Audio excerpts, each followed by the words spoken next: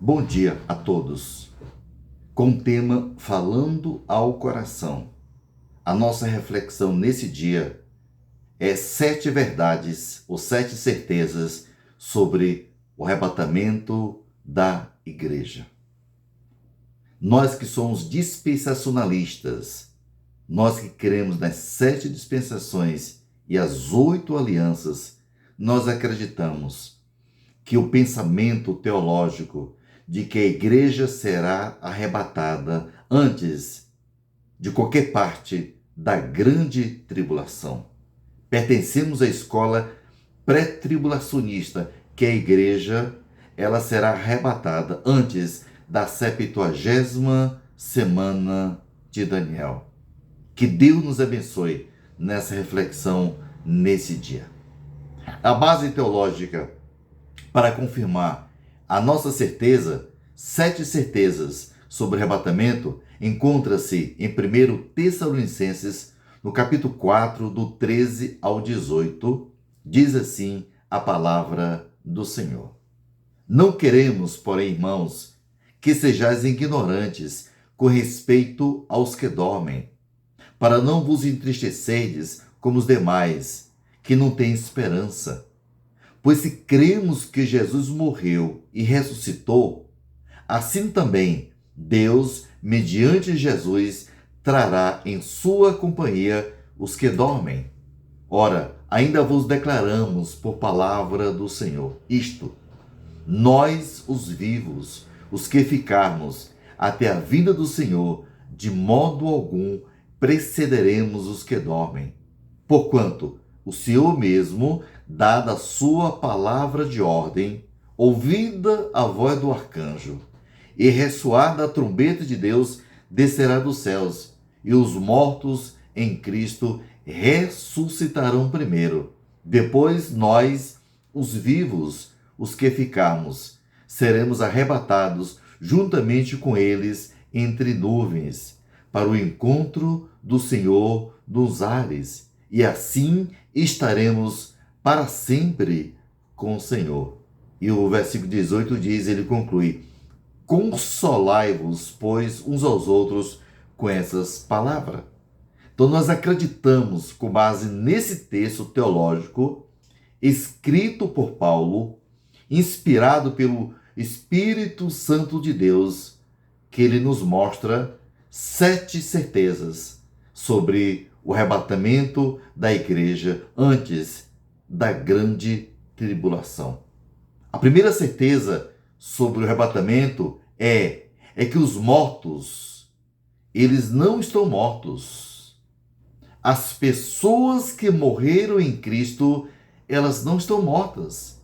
Olha, confira comigo o verso 14 do capítulo 4 de 1 Tessalonicenses. Diz assim: pois se cremos que Jesus morreu e ressuscitou, assim também Deus, mediante Jesus, trará em sua companhia os que dormem. Então, os mortos não estão mortos. Essa certeza consiste em 3 partes. Qual é a primeira parte? No Novo Testamento, a ressurreição se refere principalmente ao corpo. Quando diz aqui o sentido de dormir, o dormir dos crentes, ou a expressão os que dormem aqui, diz respeito aos corpos dos cristãos. Então, o que está dormindo aqui é o corpo, não a alma, não o espírito, mas é o corpo. Não existe a ideia da morte da alma, do espírito. O camarada morreu e tá... Não, é o corpo que morre.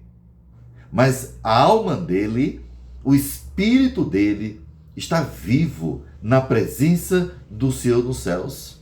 É importante isso, né? Então, diz respeito aos corpos dos cristãos. A Bíblia não ensina o sono da alma. Não existe essa doutrina, teologicamente, o sono da alma. Por exemplo, o homem rico e Lázaro, depois que morreram, estavam respectivamente no reino dos mortos, no Hades e no paraíso. Mas absolutamente o quê? Conscientes. Estavam conscientes. Lázaro estava no céu, consciente do céu. O rico estava no Hades, lugar de tormento, de agonia. Mas ele estava o quê? Consciente. Não era o corpo dele que estava no túmulo, o corpo de ambos. Mas os espíritos deles, do Lázaro no céu e do rico incrédulo no inferno, no Hades, sofrimento. Então, não existe a doutrina do sono da alma. Esse pensamento é um engodo do diabo. Não tem parâmetro, apoio escriturístico. O corpo que deixamos por ocasião da morte dorme. Do pó ele veio, e ao pó voltará. Mas o espírito do crente, sua personalidade, seu ser, sua consciência, encontra-se com Cristo a partir do momento da sua morte. Paulo disse: tenho desejo de partir e estar com Cristo, que é incomparavelmente melhor. Então Paulo nos ensina que quando o crente morre, ele acorda na presença do Senhor. Não o seu corpo, mas o seu espírito, o seu ser, a sua personalidade. É assim que Paulo nos ensina. O apóstolo Paulo estava totalmente convicto. Ele tinha convicção, ele tinha certeza absoluta, certo? Dessa realidade.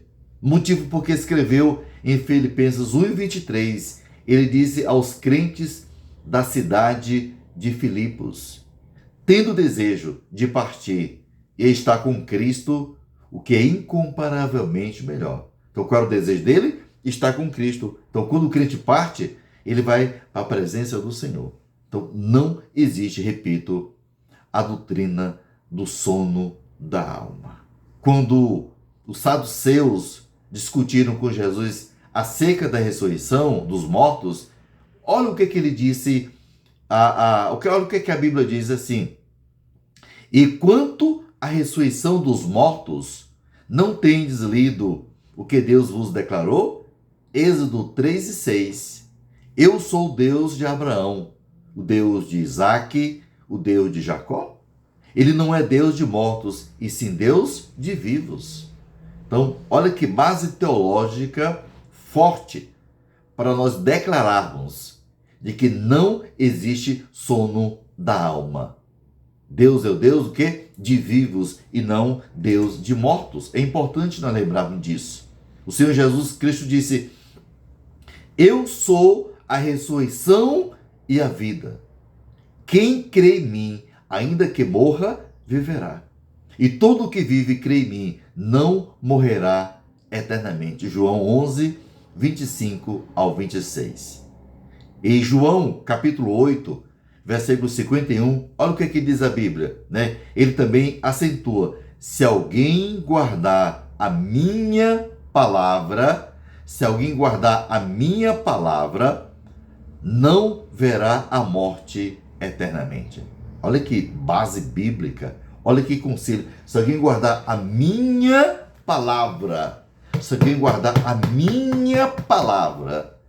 guardar os meus mandamentos, as sagradas escrituras, olha a promessa: não verá a morte eternamente.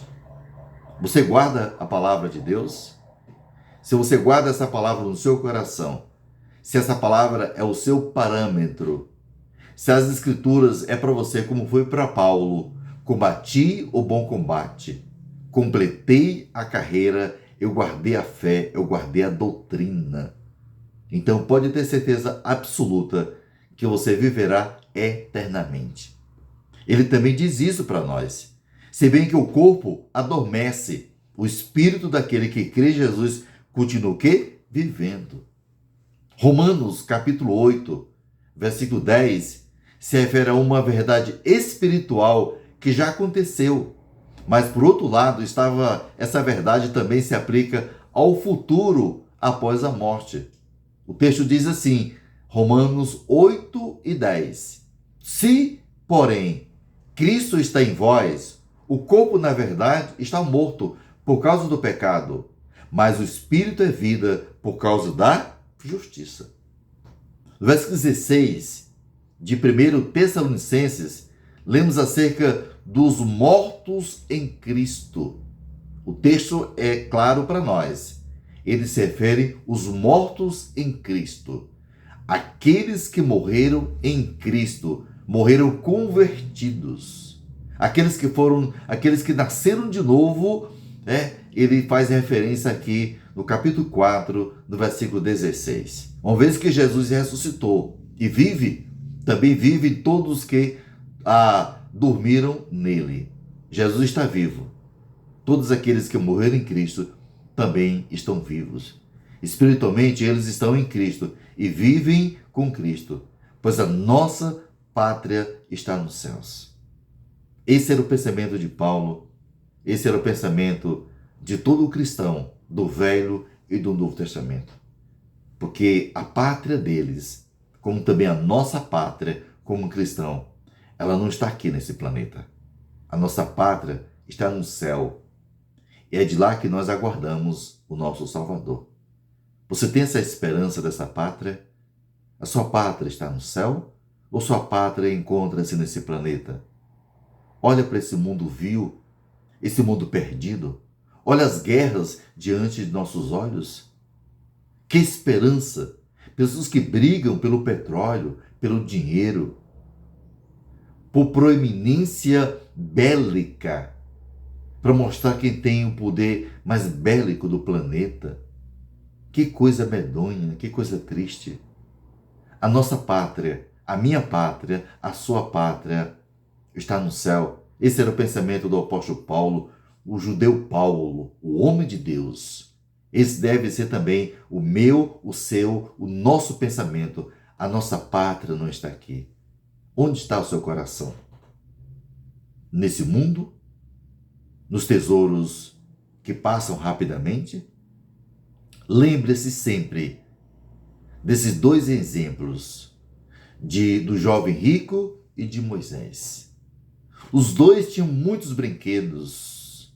Os dois eram ricos. O jovem rico do Novo Testamento e Moisés no Velho Testamento. A grande diferença desses dois homens, Moisés e o jovem rico, era onde estava o coração deles. O de Moisés estava no céu. Ele deixou todo o patrimônio, todas as riquezas egípcias, para seguir a Cristo no deserto, carregar sobre ele o opróbrio de Cristo, diz Hebreus. O jovem rico, ele amou os brinquedos, ele amou as riquezas e hoje ele está na eternidade sem Deus. O que valeu aqueles brinquedos, aquelas riquezas? O que importa para nós hoje não é o quanto nós temos, o quanto você tem poder, o quanto você tem autoridade. Não, o que importa para nós hoje é se você é uma pessoa salva.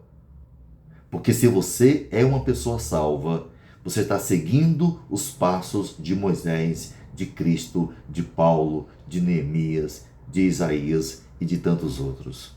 Porque daqui a 100 anos e por toda a eternidade, se você é uma pessoa convertida, você vai estar no céu. Mas se você não é uma pessoa convertida, você está seguindo os passos do jovem rico.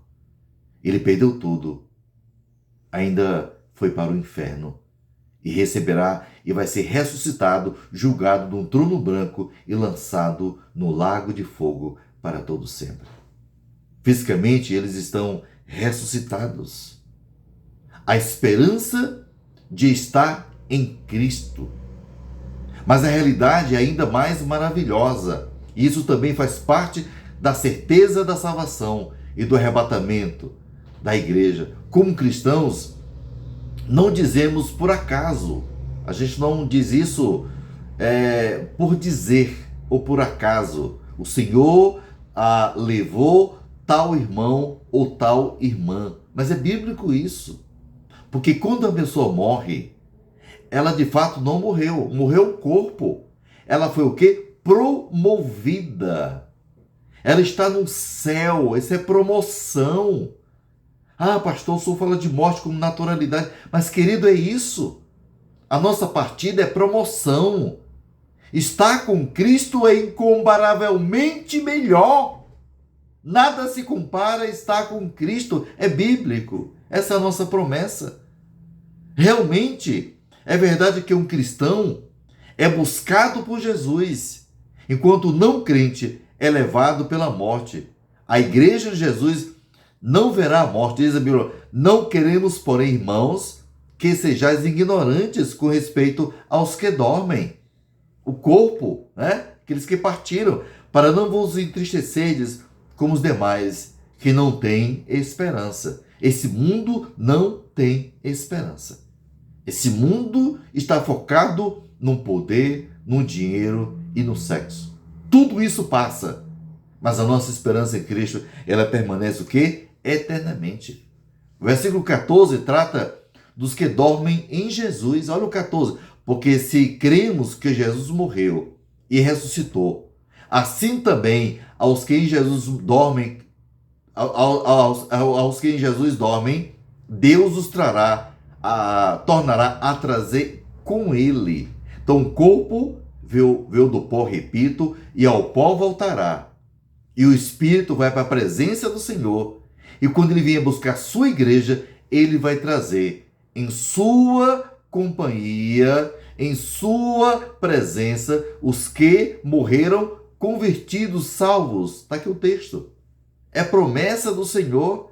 Quando o crente morre, ele é buscado por Jesus.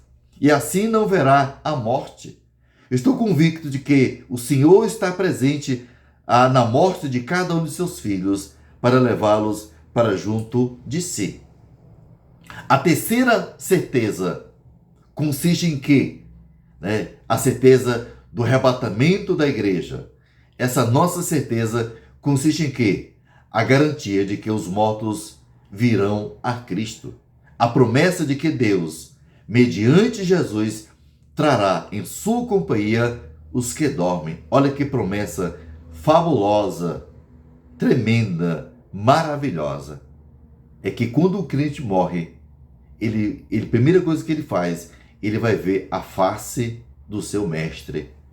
E Cristo vai trazer em sua companhia, sob a sua proteção, os que morreram em Cristo no período da igreja, no período da dispensação da graça, que começou em Atos 2, com a descida do Espírito Santo de Deus, até o momento do arrebatamento da igreja, da primeira fase da segunda vinda de Cristo. Essa é a promessa. É uma afirmação revolucionária.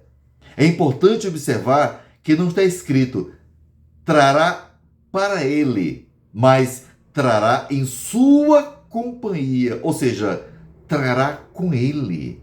Olha que promessa. Você crê nisso? Eu creio piamente, sem sombra de dúvida, de que quando ele voltar, ele vai trazer em sua companhia aqueles que morreram em Cristo. Quando voltar, Jesus trará consigo os que morreram nele, pois eles já estão com ele. E ressuscitará seus corpos mortos em primeiro lugar. Somente depois disso acontecerá o quê? A transformação dos crentes ainda vivos. Os mortos serão ressuscitados, receberão seus espíritos que virão com Cristo, os mortos e depois os mortos ressuscitar e os vivos transformados juntos. Subiremos, nos encontraremos com Cristo nos ares. Olha o versículo 17, confirma isso. E qual é o fundamento disso? Essa crença nossa, ela é fundamentada em quê? O fundamento dessa esperança de ressurreição foi criado exclusivamente por Jesus Cristo, através da sua morte e ressurreição. Disso consiste a força e o poder da ressurreição. Agora, o que importa é se cremos na sua morte e ressurreição. A nossa base, a nossa crença está exatamente na ressurreição de Cristo. Esse é o nosso fundamento. Cristo ressuscitou. A nossa esperança está pautada, fundamentada nessa ressurreição. A segunda certeza sobre o arrebatamento é que o Senhor voltará pessoalmente. Ele não vai mandar os anjos, ele vem em pessoa buscar os que morreram em Cristo e transformar aqueles que estarão vivos. Versículo 16 diz assim: porquanto o Senhor mesmo descerá dos céus. Então, a segunda certeza sobre o arrebatamento é que ele voltará em pessoa, pessoalmente. Ele não vai mandar um exército angelical, ele não vai mandar Miguel, Gabriel, não. Ele vem em pessoa. O arrebatamento será o momento em que o Senhor Jesus Cristo deixará seu trono no céu e virá pessoalmente ao encontro da sua igreja, a fim de levá-la para a casa do Pai. Nós vamos para a casa do Pai. Ele vem buscar a sua herança, o seu povo, e nós vamos para a casa do Pai. Nós sabemos que quando ele vier pessoalmente, nós estaremos com ele para sempre, para o tribunal de Cristo, o bema de Cristo e depois as bodas do Cordeiro que acontecerá no céu. Mas a grande verdade aqui é que ele virá o quê? Pessoalmente. O Senhor, ele não vai enviar um anjo, repito, ou qualquer outro emissário para fazer isso. Ele virá pessoalmente. Então se cumprirá literalmente a promessa de João 14, versículo 3. É uma grande promessa, uma promessa maravilhosa, uma promessa que consola hoje, aquece nosso coração nessa nossa caminhada cristã, de tantas catástrofes, de tantos acontecimentos. Diz o versículo 3 de João 14, disse assim, ele disse: e quando eu for, eu vos preparar lugar, voltarei e vos receberei para mim mesmo, para que onde eu estou estejais vós também. Que promessa maravilhosa. Ele virá o quê? Pessoalmente. A terceira certeza sobre o arrebatamento da igreja é a palavra de ordem. Há uma palavra de ordem. O verso 16 diz: porquanto o Senhor mesmo, dada a sua palavra de ordem. A palavra de ordem é de Deus, é do Senhor Jesus. Ouvida a voz do arcanjo e ressoada a trombeta de Deus, descerá dos céus, e os mortos em Cristo ressuscitarão primeiro. Então a terceira certeza é que há uma palavra o quê? De ordem. O próprio Senhor Jesus dará esta palavra de ordem, pois ele é soberano, a quem todos os exércitos celestiais obedecem. Jesus, ele manda no céu, ele manda na terra, ele manda no inferno, ele manda nos demônios, ele é Deus, ele é o Senhor do universo. Palavra de ordem é dele, por isso que nós temos essa certeza do arrebatamento, porque ele dará uma ordem. Olha que coisa bacana, né? É importante isso, eu sou indicado nessas passagens. Em João 5,25 diz assim a palavra de Deus: em verdade vos digo, que vem a hora, e já chegou, em que todos os mortos ouvirão a voz do Filho de Deus, e os que a ouvirem viverão. Quem está dizendo isso é Deus. Então nossa certeza, ela não é pautada na palavra do pastor, de um grupo eclesiástico. A nossa certeza, ela é baseada na palavra de ordem do Senhor ressurreto de Cristo Jesus. Isso é alegria para o meu coração. Isso me inflama a servi-lo com todas as minhas forças, com todo o fôlego da minha vida. Isso me dá segurança e me dá certeza absoluta. Jesus, o bom pastor, também disse: as minhas ovelhas. Opa, você é ovelha de Cristo? Você é ovelha do pastoreio de Cristo? As minhas ovelhas ouvem a minha voz, ouvem a palavra. Eu as conheço e elas me seguem. Eu lhes dou a vida eterna. Quem está dando essa vida eterna é Cristo. Ele assina embaixo, é dele essa promessa. Eu lhes dou a vida eterna. Jamais perecerão e ninguém as arrebatará da minha mão. Você crê nisso? Eu creio piamente nessa promessa, sem sombra de dúvida. Você já é uma ovelha do rebanho de Jesus? Você já pertence esse aprisco de Jesus? A resposta a essa pergunta tem importância decisiva em relação à eternidade. Se a sua resposta é sim, amém. Mas se a sua resposta é não, você precisa urgentemente tomar uma decisão. Você já tem um relacionamento pessoal com Jesus? Por tê-lo recebido em sua vida? Será? Você pode dizer com certeza que é um filho de Deus? Se não pode, pedimos que você dê esse passo decisivo ainda hoje. Ah, pastor, eu sou filho. Toda pessoa que nasce é filho de Deus ou filha de Deus. Não. Quando você nasce, você é o quê? Criatura de Deus, porque foi criado por Deus. Você tem a graça comum, mas a graça salvadora você só a tem quando você entrega o seu coração ao Senhor Jesus. João 1,12. Mas a todos quanto receberam Jesus, Deus lhe deu poder de serem feitos filhos de Deus. Por que foram feitos? Porque não são. Só começam a ser filhos de Deus quando entregam o seu coração a Jesus. Você pode ser religioso, membro de uma igreja, mas se você não nascer de novo, você não verá o reino de Deus. Quando o Senhor Jesus ressuscitou a Lázaro, lemos que ele clamou dando uma ordem. Jesus clamou em alta voz: Lázaro, vem para fora. Ele dá ordens. E nada desobedece às suas ordens.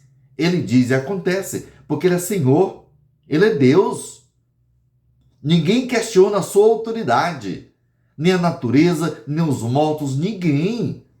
O diabo só afligiu Jó sob o limite de sua soberania. Dessa linha você não passa. Tira tudo que ele tem, exceto a vida. Ele é Senhor. Ele dá ordem. A nossa certeza está pautada na ordem de Cristo. Ele tem poder e autoridade. Devemos imaginar o seguinte: no decorrer dos tempos, milhões de pessoas crentes no Senhor Jesus dormiram, ou seja, faleceram. Quantas pessoas em Cristo já morreram? Aí chega a hora do arrebatamento. O Senhor se levanta do seu trono e clama: vem para fora. Essa é a autoridade. Todos que morrerem em Cristo, ele vai dizer: vem para fora. E todos serão ressuscitados. Então as sepulturas se abrirão. E nenhum dos que foram comprados pelo precioso sangue de Jesus ficará para trás. Não importa se os seus corpos foram queimados, se morreram contaminados por radiação nuclear ou se estão nas profundezas dos mares. Ele é o Criador. Ele os ressuscitará e os conduzirá ao encontro de seus espíritos, almas, nos ares. Essa é a promessa do Senhor. O Salmo 33, versículo 9, está escrito acerca do Filho. O Filho do Altíssimo diz assim: pois ele falou e tudo se fez. Ele ordenou e tudo passou a existir.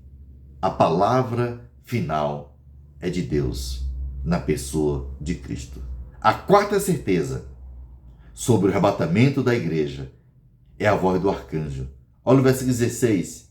Porquanto o Senhor mesmo, dada a sua palavra de ordem, ouvida a voz do arcanjo e ressoada a trombeta de Deus, descerá dos céus. E os mortos em Cristo ressuscitarão o quê? Primeiro. A designação arcanjo se aplica apenas a um anjo na Bíblia, isto é, a Miguel. Diz, contudo, o arcanjo Miguel, Judas, versículo 9. Então faz referência aqui o quê? A Miguel. O que significa Miguel?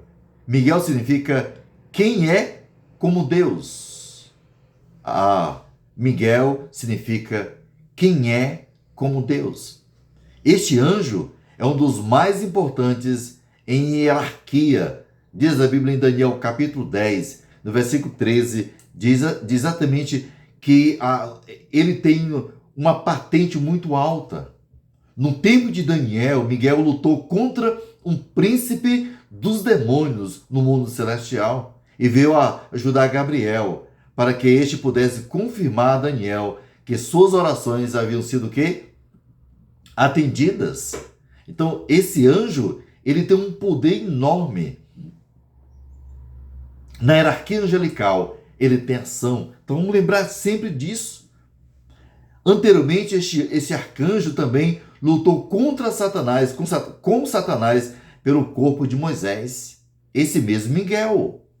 Olha o poder que ele tem. No Velho Testamento, auxiliou Daniel e também lutou pelo corpo de Moisés. E assim, contudo, o arcanjo Miguel é o mesmo Miguel que, do capítulo 4 de 1 Tessalonicenses, quando contendia com o diabo e disputava a respeito do corpo de Moisés, não se atreveu a proferir juízo difamatório contra ele. Pelo contrário, disse: o Senhor te repreenda. No final, Miguel e seus exércitos de anjos lutarão contra os exércitos de demônios de Satanás. Os vencerão e lançarão sobre a terra para que não tenham mais acesso ao céu. A ação é do Miguel. Isso mostra que na hierarquia angelical ele tem uma patente muito alta. A gente viu isso em Daniel, a gente viu no Novo Testamento e a gente vai ver também no livro de Apocalipse, na grande tribulação. Diz a Apocalipse 12, do 7 ao 9, diz assim: houve peleja no céu, Miguel e seus anjos pelejaram contra o dragão, também pelejaram o dragão e seus anjos. Há uma grande batalha, mas a Bíblia diz que nós somos mais que vencedores e o anjo Gabriel, com o exército angelical, vencerá a Satanás. A quinta certeza sobre o arrebatamento da igreja é a trombeta de Deus. O versículo 16 diz: porquanto o Senhor mesmo, dada a sua palavra de ordem, ouvida a voz do arcanjo e ressoada a trombeta de Deus, descerá dos céus e os mortos em Cristo ressuscitarão primeiro. Então, a nossa certeza, ela tem como base o quê? A trombeta de Deus. A trombeta de Deus aqui mencionada é a mesma trombeta de 1 Coríntios 15, 52. As pessoas acham que as trombetas do Apocalipse são essas. Não, não. E que as 7 trombetas do Apocalipse serão tocadas na nossa época, na dispensação da graça. Não, não, não. As trombetas do Apocalipse, elas serão tocadas na grande tribulação, na 70ª semana de Daniel, a última semana para completar as 70 semanas de ano de Daniel, que são 490 anos. As trombetas serão tocadas naquele período, não hoje. Hoje não. Então, essas trombetas essa trombeta que fala 1 Coríntios 15, 52, é a mesma de 1 Tessalonicenses capítulo 4. O texto diz assim: no momento, no abrir e fechar de olhos, ao ressoar da última trombeta. Essa trombeta, não confunda, não é a trombeta do Apocalipse. Essa trombeta aqui é a trombeta da ressurreição dos crentes na primeira fase da segunda vinda de Cristo. Por que ela é chamada de última trombeta? É uma boa pergunta para nós fazermos. Porque então a dispensação da graça chegará ao fim. Termina aqui a dispensação da graça quando essa trombeta for tocada, né? Quando a trombeta for tocada, termina a dispensação da graça e começa a grande tribulação. A dispensação da anunciação do evangelho da graça começou com uma trombeta e terminará com uma trombeta. Por que ela começou com uma trombeta? Uma boa pergunta. Porque podemos dizer que a pregação do evangelho repercutiu, ressoou ou foi trombeteada quando Pedro pregou ali, Atos 2, quando Deus disse para ele, você tem as chaves do reino de Deus, e que ele seria o primeiro pregador de forma pública, clara, o evangelho, quando ele pregou ali para judeus e gentios o evangelho da graça. É a trombeta sendo o quê? Trombeteada, sendo tocada. E vai terminar, vai findar também com o toque de uma trombeta. Início da dispensação da graça e o término dela começa com a trombeta e termina com uma trombeta. Por exemplo, a frase, porque de vós repercutiu a palavra do Senhor. Olha a expressão, repercutiu. Significa literalmente, porque vocês trombetearam a palavra do Senhor. Por isso que nós precisamos, trombetear a palavra de Deus nos 4 cantos do planeta. Essa é a nossa missão. Esse é o nosso papel como igreja, como povo de Deus. Em Romanos 10, verso 18, está escrito, mas pergunto, porventura, não ouviram? Olha, trombetear. Sim, por certo. Por toda a terra se fez ouvir a sua voz e as suas palavras até os confins do mundo. Então a trombeta do evangelho, conclamando para a salvação em Cristo Jesus, ressoou por quase 2000 anos. É a pregação, é a mensagem do evangelho. Então a trombeta de Deus para o arrebatamento não equivale às 7 trombetas do Apocalipse, do capítulo 8 até o 11 do livro de Apocalipse. São 22 capítulos, tem um livro de Apocalipse. Então do 8 ao 11 fala das trombetas. Então não são equivalentes. São 2 eventos totalmente diferentes. Alguns acham que essas trombetas, exatamente as trombetas de hoje, não. As trombetas do Apocalipse, elas serão tocadas, trombeteadas, a gente pode chamar assim, no tempo exato de Deus. Então a trombeta de Deus para o arrebatamento anuncia a conclusão da era da igreja. É o que diz aqui no capítulo 4 e no capítulo 15 de 1 Coríntios. No seu som temos a salvação, o perdão e a vitória do evangelho. É importante entendermos isso. As trombetas tocadas pelos anjos no livro de Apocalipse, entretanto, são todas trombetas de juízo sobre o mundo das nações que rejeitou a Cristo. São trombetas não de salvação, não declarando a chegada de Cristo, mas do Apocalipse são trombetas de juízo, trombetas condenatórias para as pessoas. É importante nós entendermos isso. A 6ª certeza sobre o arrebatamento da igreja, qual é? A ressurreição e o arrebatamento. Versículo 16 ao 17 é um texto muito importante para nós, porque o nosso fundamento, a nossa base, a nossa segurança está fundamentada aqui. Diz assim, porquanto o Senhor mesmo, dada a sua palavra de ordem, e ouvida a voz do arcanjo, e ressoada a trombeta de Deus, descerá dos céus. E os mortos em Cristo ressuscitarão o quê? Primeiro, depois nós, os vivos, os que ficarmos, seremos arrebatados, juntamente com eles, entre nuvens, para o encontro do Senhor nos ares, e assim estaremos para sempre com o Senhor. Aleluia. Não se trata aqui de uma ressurreição geral. Todos serão ressuscitados, não. Somente os mortos em Cristo e os vivos em Cristo serão ressuscitados e transformados. Somente o pessoal da igreja, do período da eclesia, os vivos transformados, mortos ressuscitados, juntos subiremos, nos encontraremos com Cristo nos ares.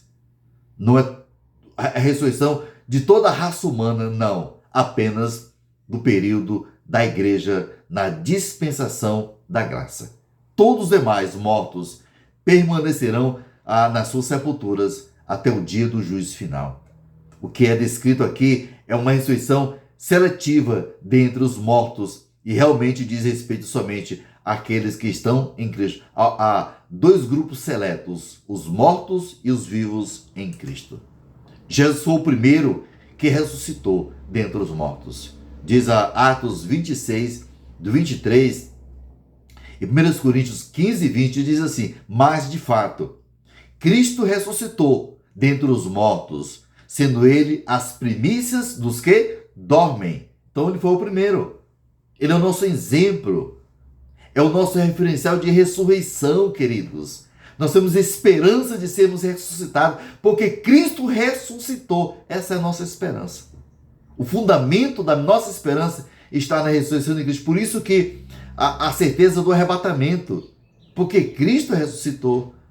1 Coríntios 15, 23 fala disso, diz: cada um, porém, por sua própria ordem, Cristo as primícias, depois os que são de Cristo na sua vinda. Primeiro ele, depois seremos nós. Olha a ordem aqui, olha a cadeia de promessa da ressurreição. Começa com quem? Com Cristo. Depois seremos nós no futuro. Esta afirmação aqui, em conexão com o 1 Tessalonicenses capítulo 4, versículo 16, explica que todos que estão em Cristo ressuscitarão dentre os mortos. Esta é a chamada primeira ressurreição. Quando nós chamamos segunda ressurreição, é ressurreição para condenação. A igreja é chamada de primeira ressurreição. As outras pessoas, as que não estavam em Jesus, que não pertenciam a ele pela fé salvadora, e assim não tinham um relacionamento pessoal com ele, serão ressuscitadas 1000 anos mais tarde e então irão para o inferno. Nós chamamos de segunda ressurreição. Todos aqueles que morreram em Cristo, morreram sem a salvação, serão ressuscitadas, mas para condenação. A Bíblia diz em Apocalipse capítulo 20, o versículo 11 ao 15, diz assim: vi um grande trono branco, isso é a segunda ressurreição, a ressurreição de todos, essa é a ressurreição geral, da época do Jardim do Éden, ali, de todos os tempos, todos aqueles que morreram incrédulos estarão de pé no trono branco. Olha o que a Bíblia diz a respeito desse assunto. Apocalipse 21 diz o que? Vi um grande trono branco e aquele que nele se assenta, de cuja presença fugiram a terra e o céu, e não se achou no lugar para eles. Vi também os mortos, os grandes e os pequenos, postos em pé diante do trono branco. Então se abriram livros, ainda outro livro, o livro da vida, foi aberto, e os mortos foram julgados, segundo as suas obras, conforme o que se achava escrito nos livros. Deu o mar os mortos que nele estavam. A morte e o além entregaram os mortos que neles havia. Todos foram entregues, todos foram ressuscitados e foram julgados um por um. O julgamento não é coletivo, é individual, um por um, segundo as suas obras. Então a morte e o inferno foram lançados para dentro do lago de fogo. Esta é a segunda morte, o lago de fogo.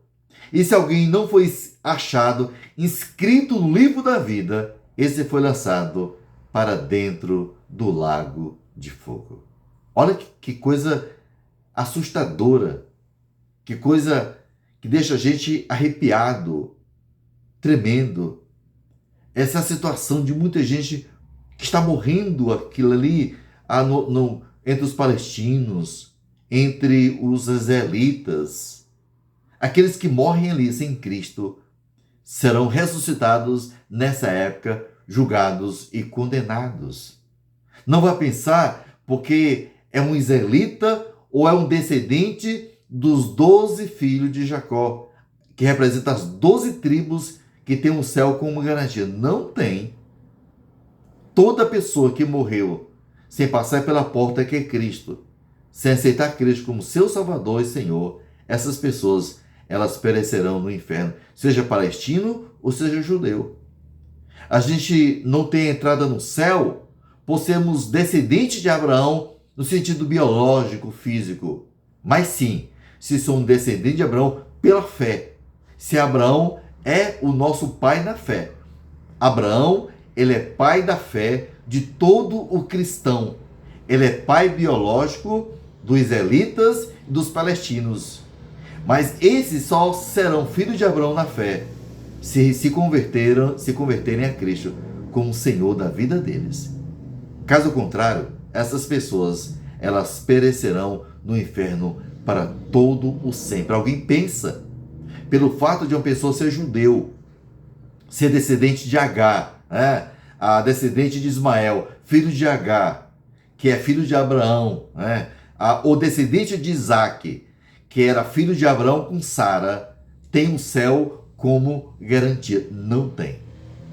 Porque só existe uma porta, só existe um caminho, só existe uma salvação, e é através de Cristo. Jesus para Nicodemos, se ele não nascesse de novo, ele não veria o reino de Deus. E Nicodemos era um judeu. Paulo era um judeu, precisou se converter. Ele não tinha a salvação como garantia, uma salvação hereditária, não. Ele precisou se converter. Jesus disse para Zaqueu: hoje houve salvação nesta casa, porque também este é filho de Abraão. Ele foi salvo, não porque era descendente de Abraão, mas porque entregou o coração a Cristo. Então, toda pessoa hoje que morre na Palestina ou em Israel, sem Cristo, essas pessoas, elas acordaram no inferno. Seja do Hamas, ou seja um judeu, morreu sem Cristo, eles vão para o mesmo lugar, tormento eterno. É isso que diz a Bíblia no livro de Apocalipse 21:8. Quanto, porém, aos covardes, aos incrédulos, aos abomináveis, aos assassinos, aos impuros, aos idólatras e a todos os mentirosos, a parte que lhes cabe será no lago que arde com fogo, a saber, a segunda morte. Eu preciso, com base em 22:14 de Apocalipse, ter os meus pecados purificados, o meu coração transformado, se eu quiser entrar no reino de Deus. Eu preciso abrir o meu coração para Jesus e convidá-lo para ele não apenas ser o meu Salvador, mas também ele ser o meu Senhor, o meu Quírio, aquele que manda no meu coração. Na primeira ressurreição, arrebatamento, o Senhor Jesus deixará o seu trono e, vindo do céu, da casa do Pai, aparecerá nos ares, diz o versículo 17 do capítulo 4 de 1 Tessalonicenses. Ele não virá de maneira visível sobre a terra, mas permanecerá na atmosfera superior. Ele não pisará no solo terrestre na sua segunda vinda, na primeira fase da sua segunda vinda. Ele vai pisar no solo terrestre na segunda fase da sua segunda vinda, quando ele vem com a igreja. Primeiro ele vem para a igreja, depois ele vem com a igreja para estabelecer o seu reino milenar. Os espíritos, almas dos que dormem nele, o acompanharão, como também o arcanjo Miguel. Então serão ressuscitados primeiro os corpos dos que morreram em Cristo. Logo a seguir, os corpos dos que ainda estiverem vivos serão transformados. Então a igreja será arrebatada coletivamente ao encontro do Senhor nos ares, entre nuvens, e ele levará a sua noiva para a casa do Pai. A sua noiva é a igreja. Nós somos a noiva de Cristo. Ele vai levar a sua noiva para a casa do Pai. A igreja terá então deixado seu lugar na terra. Diz João 14:1-6, estará cumprido esse texto na sua íntegra, de forma completa. Esse texto será cumprido, essa profecia, essa promessa. Tudo isso naturalmente acontecerá numa fração de segundos, diz a Bíblia. Jesus virá no piscar e abrir de olhos. Eis que eu vos digo o mistério: nem todos dormiremos, mas transformados seremos todos. No momento, no abrir e fechar de olhos, ao ressoar da última trombeta, a trombeta soará e os mortos ressuscitarão incorruptíveis. Esse corpo corruptível, diz a Bíblia, e nós seremos o que? Transformados. Esse corpo corruptível, ele vai ser revestido de uma incorruptibilidade. Nós não teremos mais corpos corruptíveis, suscetíveis à doença, ao pecado. Seremos o quê? Transformados, como também é o corpo de Cristo. Olha que coisa maravilhosa. A sétima e última certeza do arrebatamento da igreja está para sempre com o Senhor. Essa é a promessa. Estaremos para sempre com o Senhor. Olha o texto aí. E assim, estaremos, olha a promessa, para sempre com o Senhor. Ele diz, consolai-vos, pois, uns aos outros com estas palavras, Então, a sétima certeza é essa. Estar para sempre com o Senhor. Para sempre. Essa garantia. Estaremos para sempre com o Senhor é um consolo eterno acima de tudo o que é passageiro neste mundo. Para onde os seus olhos olharem, para onde os seus ouvidos vão ouvir, o seu coração vai sentir, nada se compara com essa certeza. Paulo diz que nem olhos viram, nem ouvidos ouviram, e que jamais penetrou em coração humano o que Deus tem preparado para aqueles que o amam. Olha que coisa maravilhosa. Então, queridos, a nossa certeza está nessa promessa. Estaremos para sempre com o Senhor. Todas as tristezas do passado, todas as misérias e tentações desse mundo vil, todas as perguntas, tudo será esquecido e respondido por este fato. Que fato? Estaremos para sempre com o Senhor. Você crê nessa promessa? Eu creio. Você acredita no que Cristo disse? Eu acredito piamente. Significa que a igreja estará sempre onde Jesus estiver. Ela participará de toda a sua riqueza divina.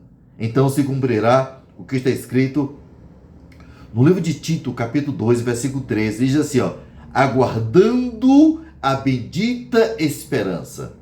A volta de Cristo é o quê? É uma bendita esperança e a manifestação da glória do nosso grande Deus e Salvador Jesus Cristo. Qual é a nossa conclusão dessas 7 certezas sobre o arrebatamento da igreja? É essa. Como você pode ganhar o direito de morar na casa do Pai Celestial, adquirir a esperança de estar para sempre com o Senhor e transmitir esse consolo também para os outros? Como a gente pode fazer isso? Como é que a gente pode garantir isso? Decidindo-se por Jesus Cristo e por sua obra de salvação consumada na cruz. Somente isso. Eu só passo a ter essa certeza. Eu só passo a ter essa convicção quando eu entrego o meu coração em Cristo. E eu vou ser capaz de transmitir a outros essas 7 verdades sobre o arrebatamento. Eu creio nisso. Eu creio que o que a Bíblia está dizendo para nós é que a igreja será arrebatada antes da grande tribulação. A igreja, ela não está passando, não passará pelo período tribulacional. Ela vai ser arrebatada antes. Diz o livro de Apocalipse, no capítulo 3, no versículo 10, diz a palavra do Senhor: eu te guardarei da hora da aprovação que virá sobre o mundo todo. A preposição dá, que é uma preposição, é antes. Eu te guardarei da. Eu não te guardarei na. Antes da grande tribulação, eu te guardarei. Antes que a tribulação venha, a igreja será arrebatada antes. Maranata, Maranata, ora vem, Senhor Jesus. Que Deus nos abençoe. Que esse desafio Deus possa aplicar em nosso coração hoje e para todo sempre, em nome de Jesus. Amém. Amém.